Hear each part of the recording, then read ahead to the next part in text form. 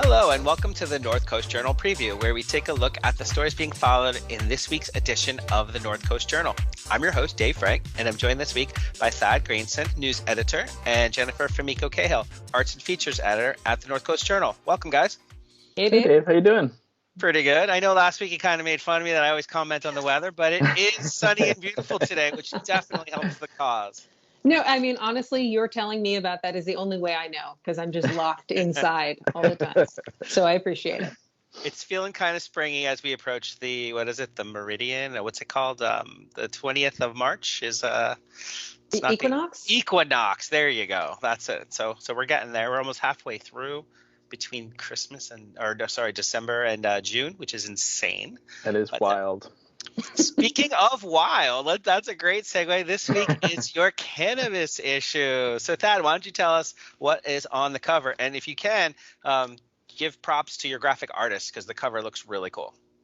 Yeah, the cover, Jonathan Webster, our art designer, did a fabulous job with the cover. And these themed issues are always a little bit tricky, I think, for the design department, because we kind of want to bring all the content under a singular theme, but then they have all these kind of divergent ideas they need to work into a singular cover image, and Jonathan seems to always work magic. So the cover is kind of just representing the entire cannabis issue, but the story occupying the traditional kind of cover story space is about Second District Supervisor Michelle Bushnell's decision to recuse herself back in February from the vote on the supervisor's vote on the Measure S cannabis excise tax issue, or cannabis cultivation tax issue. So the story kind of starts with just rehashing how that decision caught a lot of people off guard. It seemed that nobody was quite expecting it. She had voted on other cannabis issues before, and then and had been part of the ad hoc committee that brought kind of the idea of cannabis tax relief to the board. And proposed, made a proposal, and then had even been at the rally to repeal Measure S some weeks before, and then at the beginning of this public hearing, just announced that she was recusing herself without much of an explanation, and kind of sent shockwaves through the cannabis community, who was really expecting her to be their voice in that meeting as the Second District Supervisor. The Second District being home to a majority, I've seen estimates anywhere from 60 to 80% of Humboldt County's cannabis farms, but she has a lot of farmer constituents. Right on. Well, thanks for the intro and kind of framing it. So I just as a quick takeaway, I got a quote from your article here. This is what happened in that February meeting. The balance of the board went on to vote 3-1 to approve a tax reprieve for the industry, giving farmers until September to make payments on bills due this year while reducing next year's levies by 85%. So that kind of shows you that that's what they voted on. That's what they accomplished. And so knowing that they were covering a tax reprieve specifically, how did that play into her decision, you think, to decide to recuse herself? Oh, yeah. So she has made no bone or no secret of the fact that she'd been pursuing a cannabis permit. So she was elected to the board in 2020, and on the campaign trail talked openly about that she was pursuing a cultivation permit from the county and the state. And probably that's part of her appeal and part of the reason that she won a really, really tight election in 2020 over a two-term incumbent, Stel Fennell, is that the cannabis community was at that point very displeased with the way the county had handled its land use ordinances and various other regulations of the cannabis industry. And so she was probably, that probably had an appeal to segments of the cannabis community. But anyway, so she has been going through that process for, some 2 years now. And just in January received a state permit, a state cultivation permit. And so in her mind, that kind of moved this farm that she's planning from the theoretical theoretical, having a county permit but not having grown anything on it, to having a state permit and really being given the all clear to start cultivating that land this growing season. And so she felt like even though she hadn't grown on the property, hadn't gotten Measure S tax bills on the property, she felt like it was a real probability that she would at that point. And it's unclear from talking to her exactly when and how they came under her radar that she probably needed to recuse herself. But she said that she talked to county counsel, she talked to her private attorney, she talked to the county administrative officer, and the consensus there was, you can't vote on this. It's a conflict of interest. Gotcha. So let's unpack that a little bit. In the article, you referenced the Fair Political Practices Commission. Can you tell us what that body is and how that might have played into some of these ethical considerations that she received guidance on? Yeah, so the FPPC is the enforcement arm of the Fair Political Practices Act, and so the state laws that govern kind of political fairness and the Anti-Corruption Act, basically. So this all stems back to like 1974. A big proposition was passed statewide in kind of the midst of the Watergate scandal, aiming to crack down on corruption and increase transparency in government. And so, you know, things that we kind of take for granted, I think, nowadays, as far as like campaign finance disclosure forms that, say where a campaign got all of its money, things like that are all because of this act. And the FPPC is the enforcement arm of the state that basically makes sure candidates and elected officials are both, properly disclosing what they're supposed to be disclosing. So that's in addition to campaign contributions, they all need to file a Form 700 every year, which really details, all of their business interests and land holdings. So giving a level of transparency so people can look at an item coming before a board or a council and say, does anybody have a vested interest in this? Does anybody have a financial interest in this? And so the FPPC makes sure is kind of the body that enforces those disclosures. And so if a candidate doesn't file one or files one incorrectly, they can step in and make sure that they do. And they can even levy, very significant fines to officials who are out of compliance with the act. Gotcha. So that takes us fast forwards us to today, where, right before the meeting, I suppose, where Supervisor Bushnell was facing. She sought counsel and guidance on this, but ultimately there were specific considerations that were made about what topics she may be able to participate in and others which she would not. Can you tease out a little bit, what those distinctions are? So, for example, like there's financial and personal benefit. So, like, what's the distinction and applicability here for something like that? Yeah, so the FPPC, to be clear, has not weighed in on Bushnell's case yet. So at some point, she expects they're going to issue a formal letter that is going to detail what she can and can't participate in, given her circumstances. But the ethics experts that I talked to, who study this stuff for a living, said, really. Basically, the public needs to know that that the business being done by a board or a council or a commission is being done in the people's interest, not the elected official's interest. And so the financial conflicts of interest are a little bit more clear cut, but it's basically the idea that anytime an elected official is voting on something that they have a financial interest in, whether that's subdividing a property they own or increasing, passing tax breaks for a specific industry that they're a part of, that they're going to benefit financially from that decision and shouldn't take part in it. Therefore, a personal conflict is a little bit trickier. But it's if an elected official is doing something that could benefit a family member or a personal friend, or that could benefit an organization that they're a part of, and thereby kind of elevate their stature in their own social circles, that's considered a benefit too. And the overriding principle in all this is not just that an official should be doing, the right thing for the right reasons, making decisions in the public's interest, but also that there shouldn't even be the appearance of a possible conflict. And so anybody, looking on can't say like, wait a minute, you can't vote on whether to give a contract to this organization because, your brother runs that organization. So even if that official doesn't take that into account in making their decision, there's still the potential appearance that they're doing they're making a decision for the wrong reasons. Gotcha. So to take this one step further, like you said, the FPPC had not made a determination yet, but there is some guidance based on a similar or decision that was made for a nearby community. So in Trinity County, there was a question about a public official's decision whether or not to participate. Can you tell us a little bit about that and how that could be applicable to support Supervisor Bushnell's decision? Yeah, so Jeremy Brown, a Trinity County supervisor, earned the distinction of being, I think, the first elected official in California to have a potential cannabis conflict of interest kind of sussed out by the FPPC. So several years ago, he went to the FPPC after being elected and said, I have this 10,000 square foot cannabis farm on my property, and there's these other cannabis items coming up before my board, and I want to vote on them. Can I? And so one of the items was about basically approving a zoning adjustment that would allow a cannabis business to operate, I think, a distribution center. Another one was whether to certify an environmental impact report about proposed changes to the county's cannabis land use ordinance.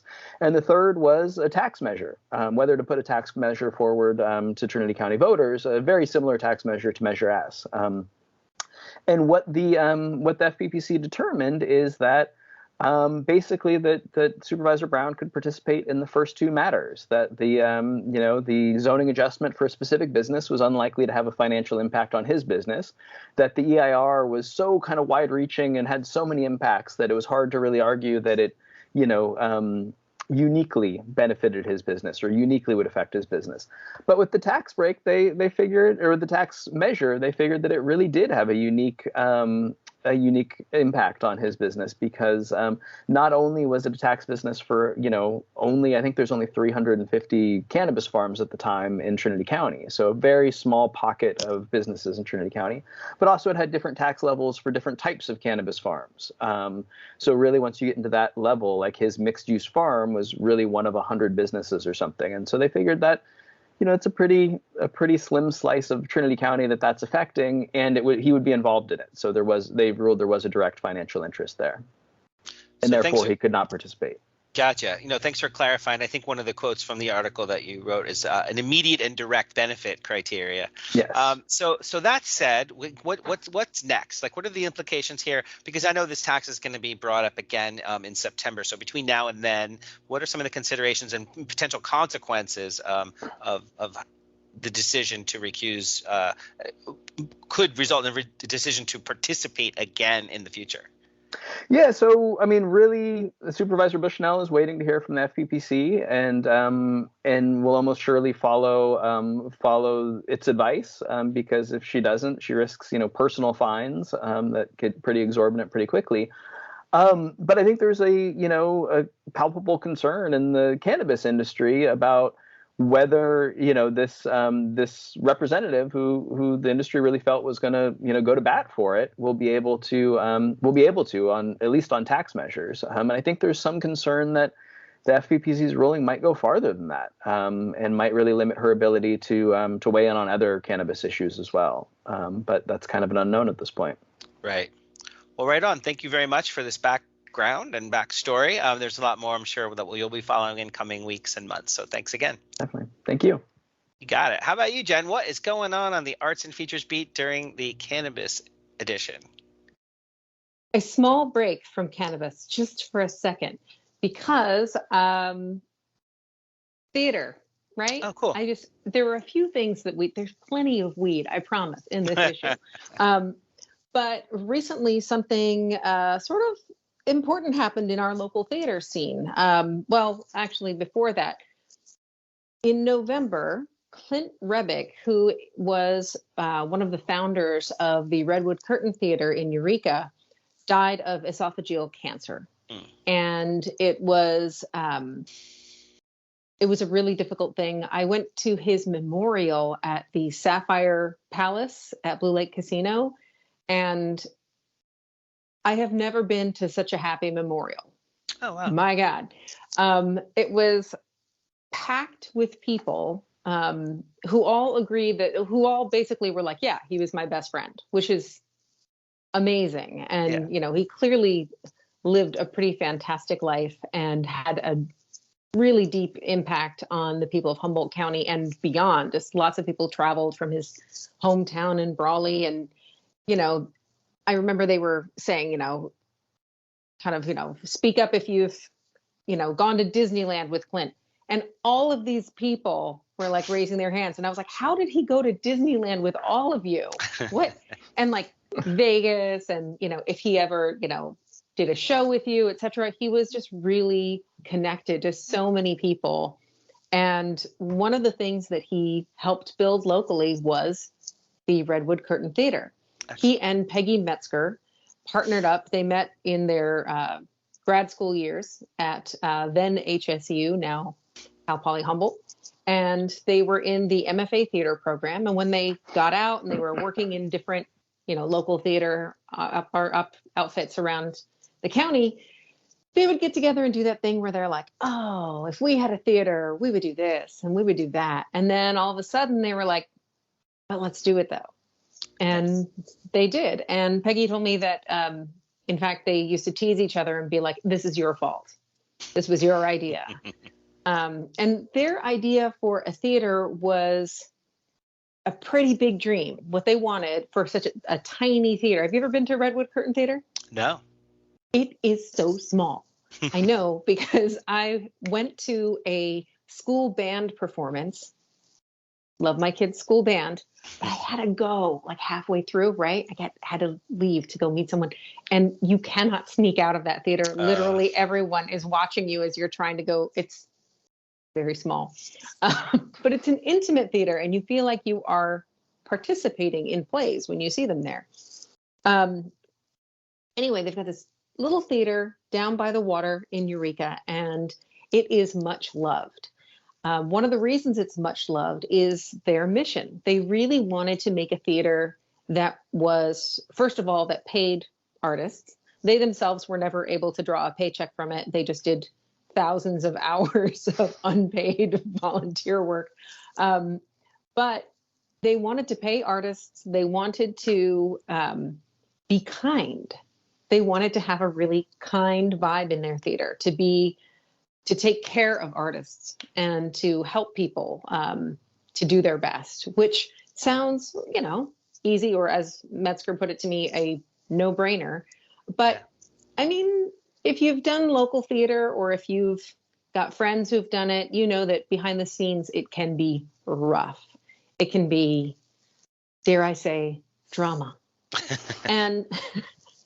And at the time, there were some kind of rough vibes. And I think we've seen in the past few years where particularly BIPOC and people of color have talked about the toxicity in theater. And that's not just in Broadway, but, lots of places. And so they were really trying to get going a theater where it was good to be there, where it felt good, where it was a nurturing place, and to really have plays that other theaters weren't showing. Places that are a little bit more challenging, maybe, different kinds of stories from different people, including marginalized people, and really have different voices come out on stage in Humboldt. And they accomplished a lot of that. And so when he died, the big question was, what's going to happen to Redwood Curtain Theater? He and Peggy Metzger, Clint and Peggy, had been thinking about retiring and how to do a succession, how to do a handoff. And they found in Nanette Voss of Eureka High School. She runs their theater program and she's involved in theater all over the county. They found in her somebody who was willing to take on the work and really keep that legacy going, really keep the ethos that they had planted in the theater. And the plan originally was that she was going to come in and partner with Clint while Peggy stepped back, and then eventually Clint would step back. But between COVID and Clint's death, things were really up in the air. And so now Peggy Metzger has made her retirement announcement to the board, and Nanette has stepped in as the managing director. And she's very much about not only keeping the ethos going, but also about being a managing director, meaning she's just going to be getting stuff done on behalf of the board. And she's not so interested in, having an auteur's hand on the wheel. And it's really interesting. And it's also an opportunity, if you've always dreamed of being on a theater board, they're looking for 2 more people. Hopefully people who are really good at fundraising and are not interested in being in theater. Gotcha. It's very time consuming. So that's what they're looking for. This is fantastic. I'm glad we were able to get some insights here. What else are you working on this week? What else can we experience in the journal this week? Do you remember, I'm never going to let her live this down. I begged her to do it, and now I'm going to drag her about it forever. Jessica Ashley Silva made infused cannabis mozzarella, and they were the ugliest gray babies that ever. And it was the funniest article. I loved that story. She is back, but this time with successes. She is not making food exactly this time. She is all about the cocktails and mocktails.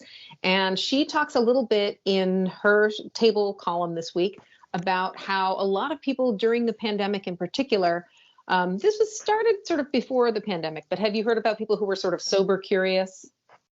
Yes. Who are wondering, what would it be like if I didn't get hammered at this party, right?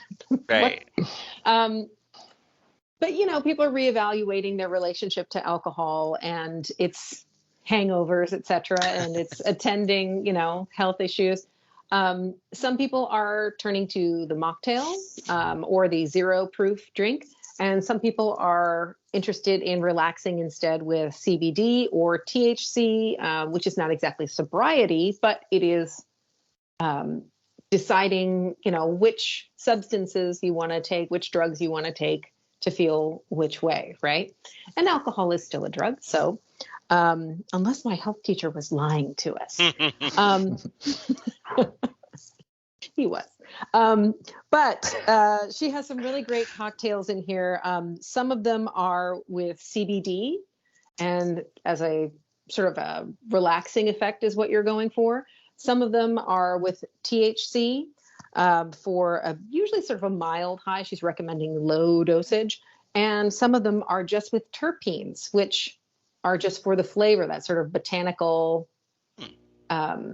because now not all weed smells like skunks, right? It's in Humboldt, we have better stuff than that. So she's got some really great recipes in here, one of which is a Bloody Mary. And I'm not a big fan of having a whole meal sticking out of my Bloody Mary, but I gotta say, she's jammed a chicken wing on this thing and it looks pretty good. I've never been mad, right? I mean, Thad would eat it, right? I'll take a chicken wing on my cocktail any day. Any cocktail. You will. Yeah. Actually, anything. You deliver a package to my house, a chicken wing on top, I'll take it. So yeah, she has some great stuff. There's like a lavender kind of a syrup that is a little bit more elaborate, making your own, syrups for cocktails. And there's some really just kind of cool ideas about playing around with, more options now that it's easy to get things like, tinctures and drops and, all the things that you can play around with and kind of, decide about how you want to feel. Do I want to add gin to this? Do I want to leave it 0 proof? Do I want to use just CBD, or is this a THC moment, right? It's kind of an interesting entree to people who are not making these already. And also, you can't get them in a bar yet. Right now, the law keeps cannabis and alcohol very separate. So, this is a thing you either do at home or don't do at all. So there's flavors like lemongrass, ginger in the Bloody Mary, and there's cannabis infused honey in the blood orange spritzer. So there's all sorts of it's pretty fancy. It's like the kind of stuff that you would look at the bartender and say, "Ooh, there's some science going on." So these articles are great starting places for people to start to experiment. I think this is really cool. Yes, absolutely. Very, very fun, and I recommend everybody try some of them. Well, fantastic. Thank you so much for showing us a little bit of what's here. I'm going to put in a quick pitch because you have one other article that is really hysterical. And I recommend people check it out. It's the one where you I forget how you phrase it, but it's your seriously column. So.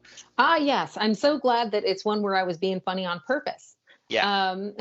It's the annual cannabis strains for the year, and I am going through all of our very, very real problems and daydreaming about the strain of weed that would make it all go away.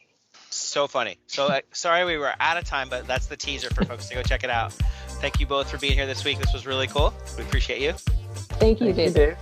Until next time, North Coast Journal is available on newsstands now. Pick one up, stay informed. Also available 24/7 online, so you can always find them out there. Till next time, take care, and we'll see you again next week. Bye, guys. See you next week.